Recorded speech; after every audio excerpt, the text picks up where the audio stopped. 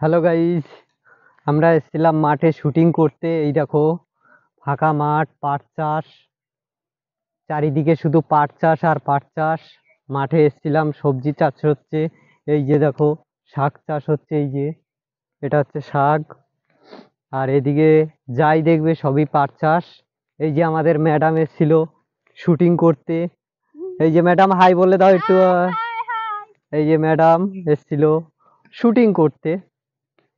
তাই আশা করি তোমরা সবাই ভালো আছো। এবং এই ছোট ব্লগে যদি তোমাদের ভালো লেগে থাকে তো একটু কমেন্ট করো।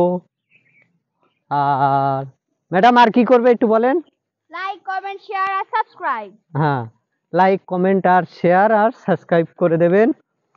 আর পারলে একটু ছোট ভাইটাকে সাপোর্ট করো। এই দেখো আমরা ক্ষেতের দিকে এসেছিলাম একটু ঘুরতে, মানে ভিডিও বানাতে। ঘুরতে ভিডিও বানাতে দুটোই, মানে ঘুরতে ভিডিও বানাতে।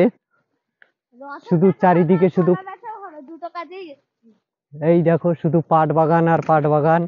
ম্যাডাম একটু পিছনে আসেন। এই যে এই যে আমাদের ম্যাডাম পাট বাগানে এসছে ভিডিও বানাতে। পাট বাগানে নাকি মানুষ ভিডিও বানাতে আসে। বারবার বললাম চলে একটু রাস্তার দিকে যাই, বলে না মাঠে যাব ভিডিও বানাতে। হা হা হা, কি সুন্দর, খুব সুন্দর ভিডিও বানালাম। তা আর কি বলবো ম্যাডাম, আমি জানি না। একটু বলেন। হ্যাঁ হ্যাঁ, কেমন লাগছে তোমরা একটু বলো। এই ক্ষেতটা আমাদের এখানে ক্ষেত, চারিদিকে সবুজ, খুব সুন্দর লাগে। বিকেল বেলায় এসে যদি খেতে বসে থাকি, মানে প্রকৃতির যে হাওয়াটা খুবই ভালো লাগে। এবং পাখার তো বাড়িতেই আছে, পাখার হাওয়া খুবই গরম লাগে, কষ্ট তাতে। কিন্তু এই প্রকৃতির যে হাওয়াটা খুব সুন্দর লাগে। প্রকৃতির হাওয়াটা, মানে যখন হাওয়াটা নিঃশ্বাসটা প্রশ্বাসটা নেই, খুব ভালো লাগে, শরীরটাও ফ্রেশ হয়ে থাকে। আমাদের তাই 500 বছরের পুরনো বটগাছটা দেখো। এই দেখো আমাদের এখানে বহুত পুরনো একটা বট গাছ। এই যে বহুত অশ্বত্থ পুরনো গাছ। অশ্বত্থ গাছটা, মানে আজ থেকে প্রায় 500 আমার, বছর হতে চললো। মানে আমার জন্ম থেকেই আমি এটা দেখছি। আমার জন্য মানে 500 বহুত পুরনো, বহুত পুরনো। আমার বাপ ঠাকুর দাদারাও বলতো যে এটা মানে বহুত পুরনো। 500 বছর হয়ে গেছে মিনিমাম। অনেক অনেক বছর হয়ে গেছে, আমার সঠিক জানা নেই, তবে বহুত বছর হয়ে গেছে। আমার মোটামুটি আমার বয়স এখন প্রায় 30। মানে তার আগের থেকেও আমার বাপ ঠাকুর দাদার মুখেই শুনছি। মানে কত পুরনো তাহলে ভাবো তোমরা। খুব ভালো লাগে, অনেকটা বড় এবং ছাওয়া, মানে বিকেল বেলা করে এসে যদি গাছের তলায় বসি তো খুবই ভালো লাগে। সরি, ওই গাছের তলায় কেউ বসতে পারবে না।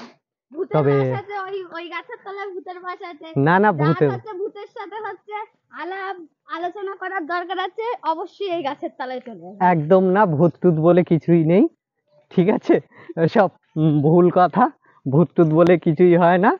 তবে মানে বিশ্বাসের উপরে সবকিছু নির্ভর করে।